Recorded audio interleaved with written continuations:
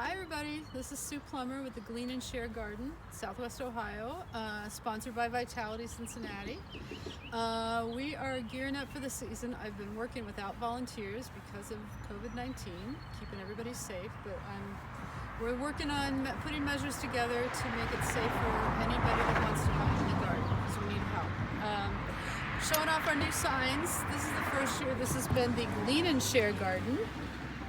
Previously it was the Julie Hanser Garden for many years, and I managed it under that capacity, in that capacity. But now, and that was sponsored by Mercy Neighborhood Ministries, and we used to supply their food pantry. We will continue to supply their food pantry as well as any others in the neighborhood that are in need of fresh produce when we have it. And that's the main purpose for this garden, is to grow fresh produce for those who are food insecure in the neighborhood and redistribute it through the many different food pantries, soup kitchens, even through LaSoupe, all located here in the neighborhood to serve our neighbors. So, and in the process, learn as much as we can about how to grow our own food. So that's a big important part of what we're doing. Let's take a look around the garden. This is weird. This has been just mostly flower beds for a long time, but I've started putting herbs in here. We've got chives and oregano and parsley and sage and some valerian and some horehound, some feverfew, and some things I keep trying to make stick, but I have to keep replanting, so we're always learning. And then we just have a lot of flowers, so it's important for community gardens to beautify the neighborhood. We want our neighbors to like us. We have a lot of bulbs. We're at the end of the tulips. The daylilies are coming in. We'll have irises. And I'm trying to start to put more native things in. There's some hairy mountain mint coming up. Pen stem, and we'll come back and see as the season goes on what else is blooming here. We did get some pansies donated, so we won't say no to flowers.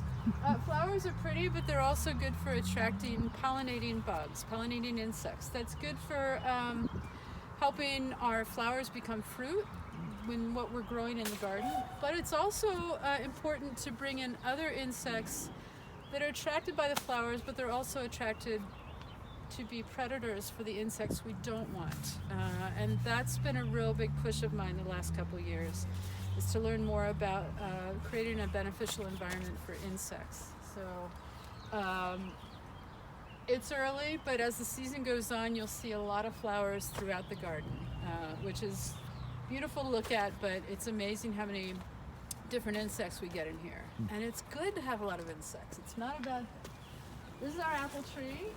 It's grafted. I can't tell you what types of apples we have. I can tell you it's been suffering from a disease called scab for several years, and I am going to try to address that holistically this year.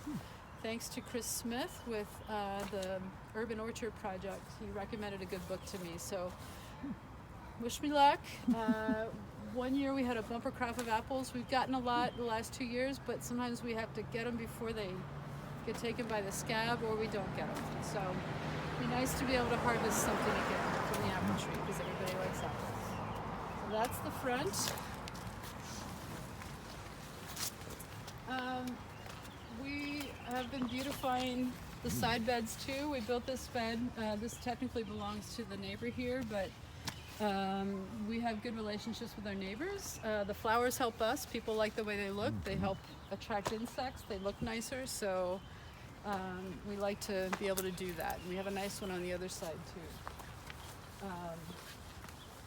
We normally have things like peas and beans growing up the inside of the fence, but we need to replace the chicken wire here. This is one of our projects for this season, because the rabbits will come in and have their way with our vegetables if we don't. You can see all of our raised beds. Most of these were built by Morning Star Church with a project supported by the Civic Garden Center and I believe United Way back in '99 or 2000. I think it was meant to be a children's garden, For whatever reason, it did not last. At that point, the volunteer from Healing Connections became part of Mercy Neighborhood Ministries. Started a program working with seniors from a local apartment building to come over, do their gardening, make food together, etc., get exercise, walk, work, eat well. That lasted a year because she moved, her husband got a job out of town. And then it became a pantry garden, and we're maintaining the pantry garden model up to this day. It's community in that it supports to the community, and we rely on volunteers. We have me managing it and then the help of volunteers to keep it going.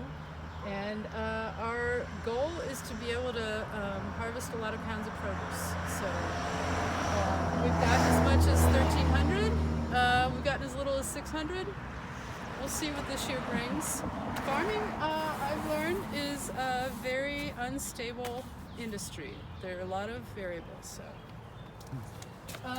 we don't have much of the beds yet. We've got onions and garlic and peas, and we'll point those out as we get a little closer. They're mostly on this side.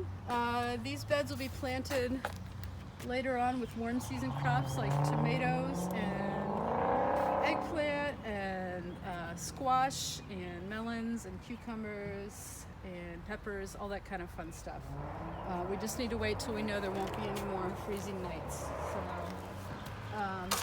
but you can see some of the cabbages. If you've gardened before, this is the kind of thing, it's helpful to start these inside under lights so they get a good jump on the season. They like cool weather, but as seedlings, you don't want them to freeze. So we got Asian cabbages and the more traditional variety we're used to here. And I've got those in 2 beds. Lots of onions. I've gotten some peas starting to come up too. They're tiny. We're a little behind this year, again, not having volunteers. I would love to see more planted at this point, but we're doing our best. All along the fence, the front section up to our side gate are blackberries. We had a bumper crop last year, so I'm curious to see what we'll get next year. I think by accident we've been doing exactly what we need to do to take care of them holistically. We had a whole lot of wood chips added last year, and they love them apparently. Behind we have a red currant bush and a bunch of raspberries, and so my goal is to make the raspberries. We got a decent crop last year, but I hope to work on them so they bear even more this next year. Both of these will keep spreading if you let them, and we're just letting them spread along the fence, so that way we have a good fruit crop every year. A little bit of spinach. I actually bought those plants. These are beets. I started these inside just as an experiment. I usually plant them directly in the ground, so we'll see how they do. And then lots of onions. You can buy onion sets, which are just the little tiny onions, and put them in the ground. It's a really nice way. You can expect a full onion by the end of the season. Otherwise, if you start seeds, you have to start them pretty early in the year inside, and then you might not get a full onion by the end of the season. You'll get something more like a green onion, and which you can certainly harvest like that, or you can pull them out at the end of the season, and they'll be sets for the next year. So, and the same thing for garlic. So, this is our garlic bed. I used to just put them in the center of a lot of the beds. This time I decided to choose one bed. Basically, you plant a clove of garlic for each one of these in the fall. Shoot for October. I usually do it in November. It's pretty late last year. It's one of my favorite things to grow. It might be one of the easiest things to grow. You put it in the ground, make sure they're watered, and let them come up. These will be ready probably by June or July, and they should be full bulbs of garlic. So garlics will put up a stem in about May or June called a garlic scape, and it'll come up and curl in an O, and you'll actually see these in farmers markets. They cut them off and harvest them, and it's called green garlic or garlic scapes. And you can cook with it, it's delicious. I've made some pesto with it. I'll leave them on some of the stalks, and they will put up, it looks like a flower, but it's actually called a bulbil. And what it is a round ball full of little tiny garlic cloves. Sometimes I'll sow those into the bed, and those will make what'll look like one garlic clove the next year. I'll replant that in the fall, and that'll become a garlic bulb the following year. So there's a couple ways to grow garlic.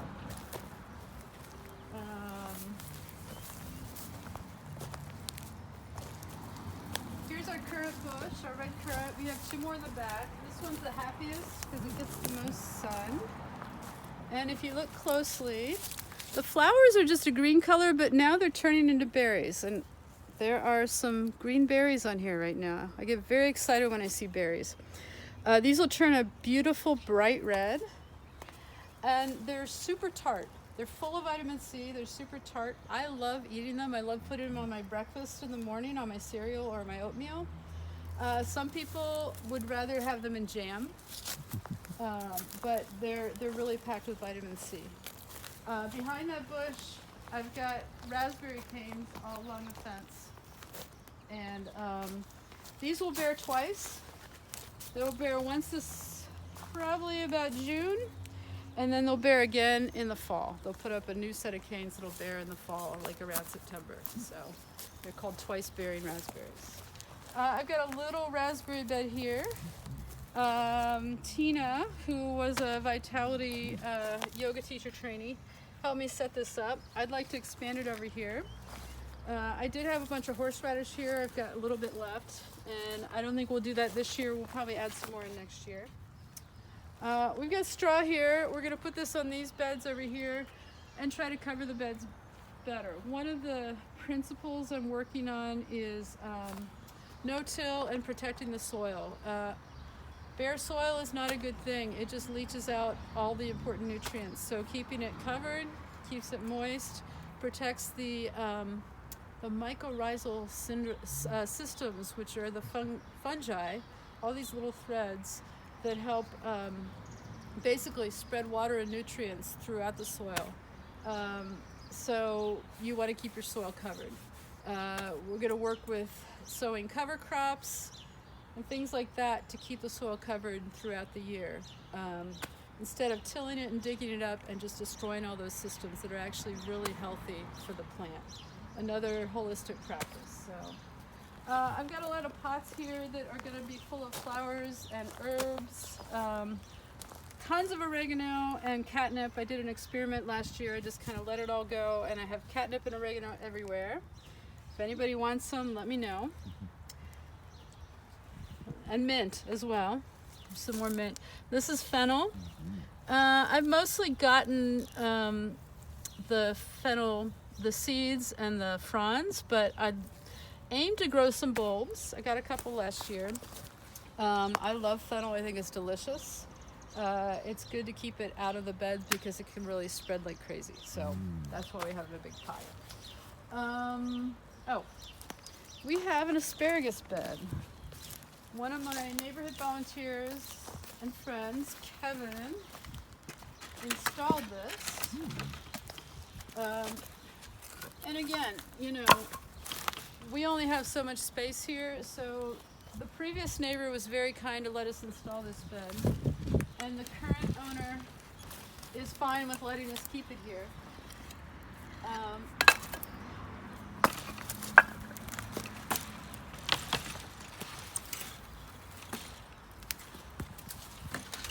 So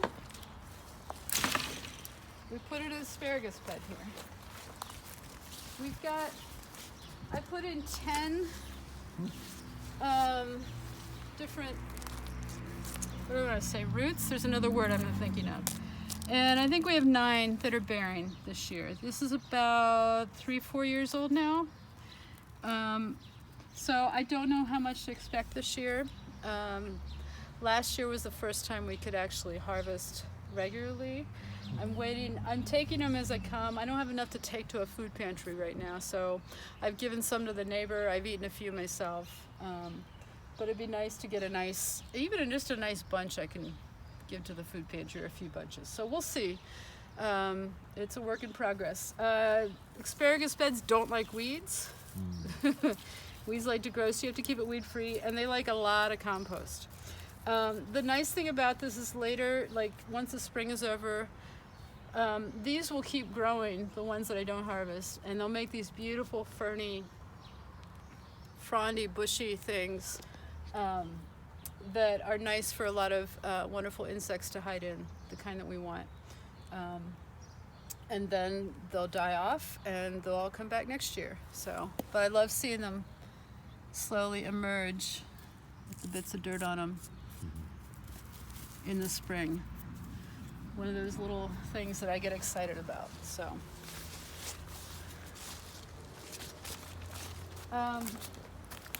we try to do things as sustainably as possible.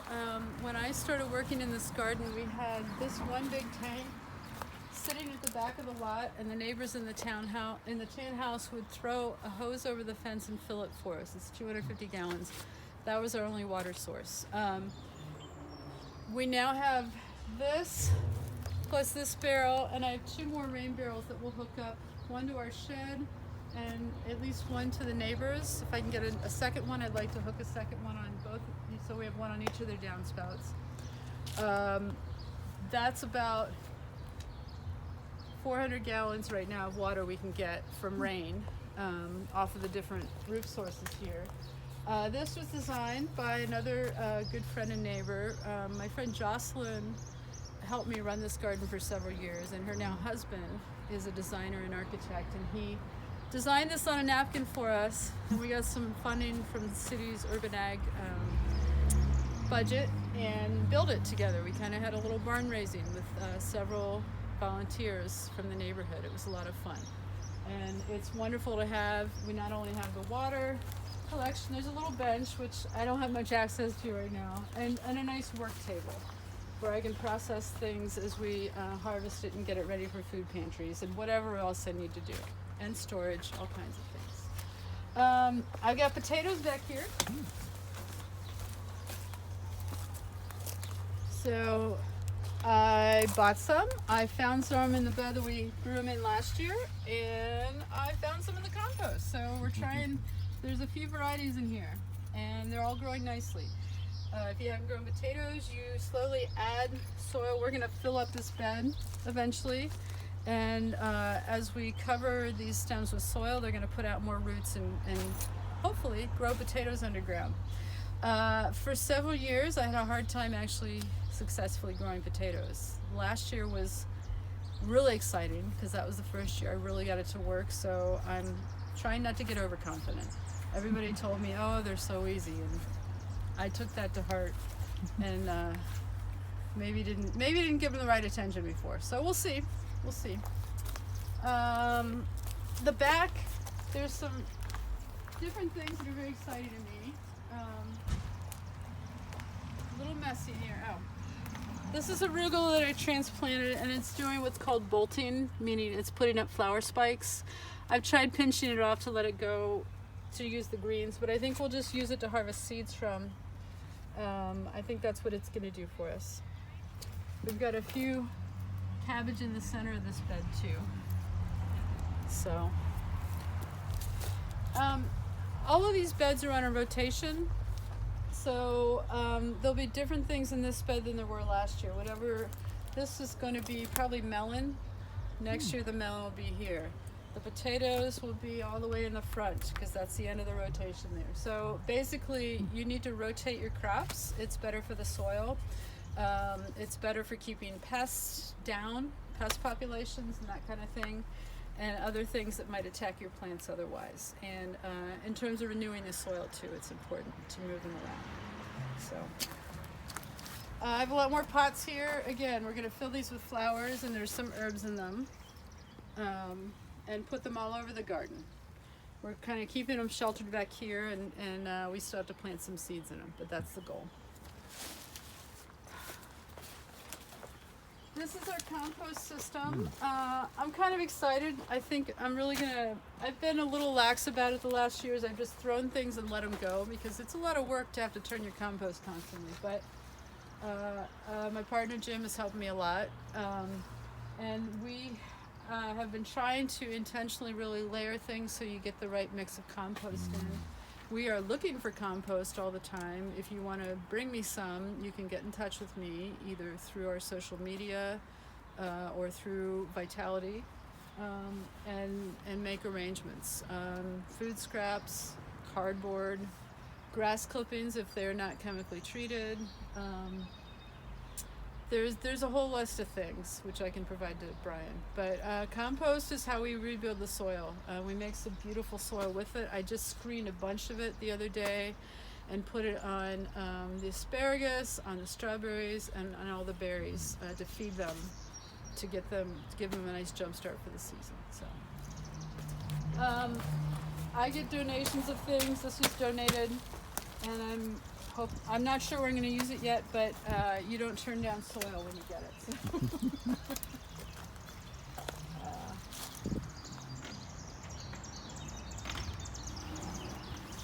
Back here, this section directly back, we established in 2011. The fence is a work in progress, keeps shifting. If you look right here at these trees, oh, this one is cool. That's Katie Kitty, our garden cat. She's spayed, and she's very feral, but I feed her. She's a lot to say. These are pawpaw trees.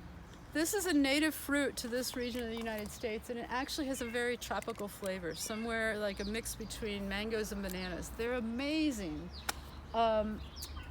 This is the oldest tree. This used to be the only one that was putting out flowers for a few years.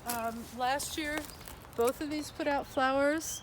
This year I have 5 trees with flowers. So that's very exciting. You need at least 2 trees because they need to cross-pollinate quite often.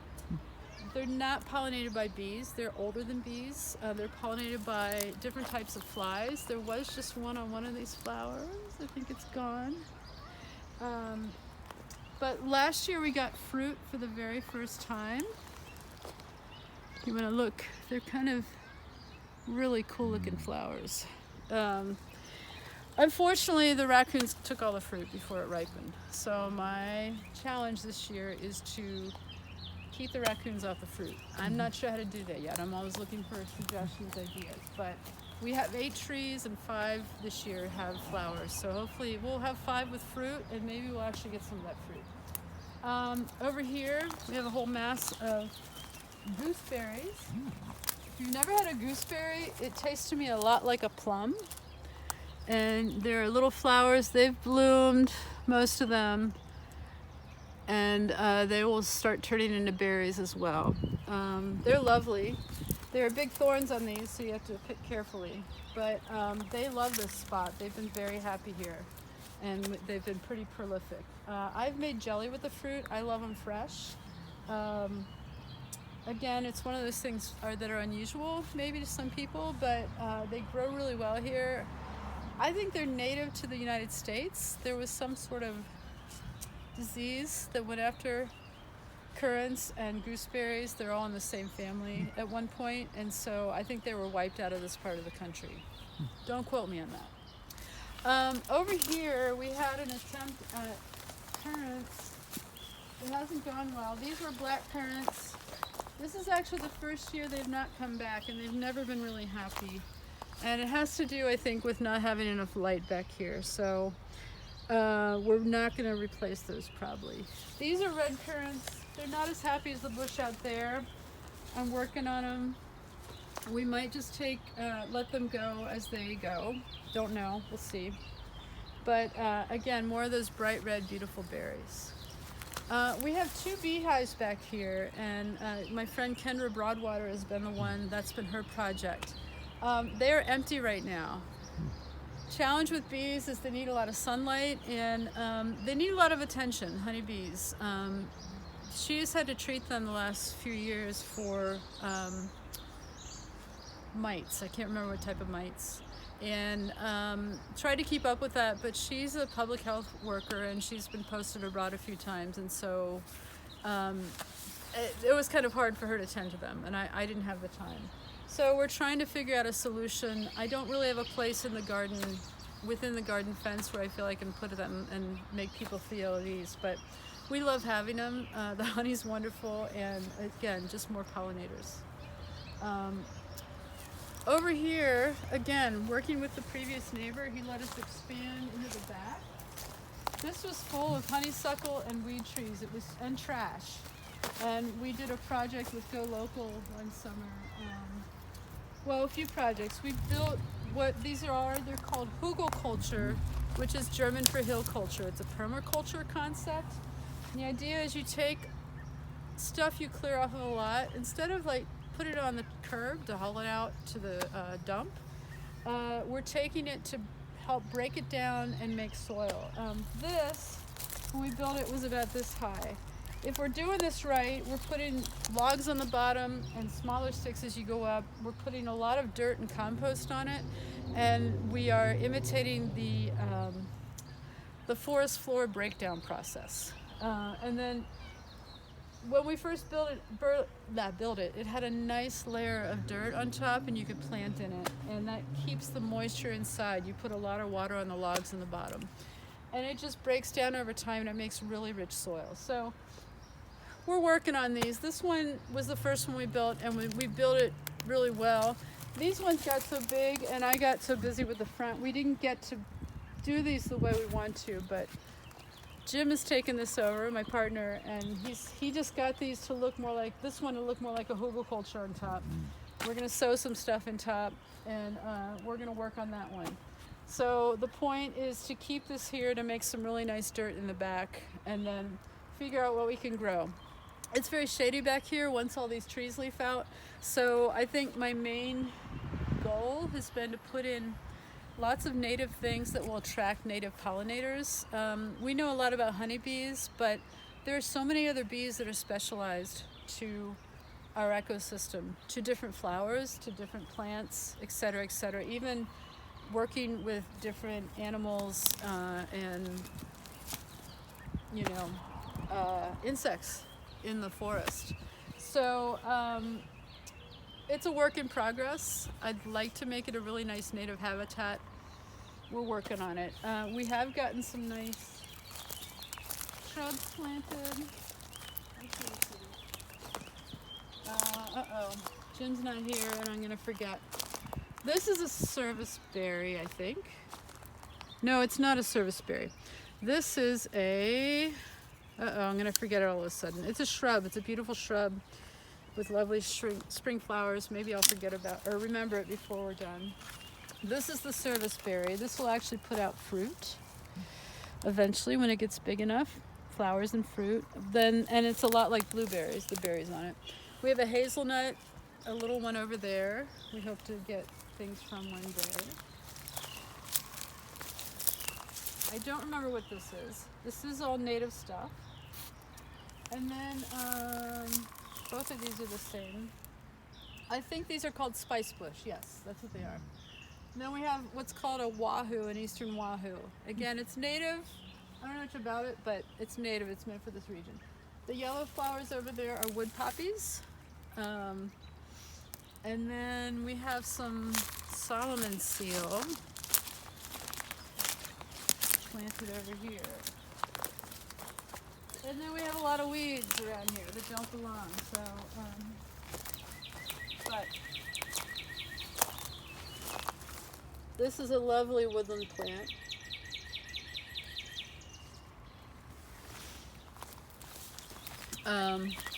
So that's kind of where this is. There's a lot of stuff going on here, and each project takes a certain amount of energy and effort and focus. So hopefully we'll get to give a little more attention to this year. And Kitty, she wants some food. So I think that's basically it. Wonderful. Thank you, Sue. It's really long. That was great. I figure you can You can do whatever you want with it. Thank you. Sure.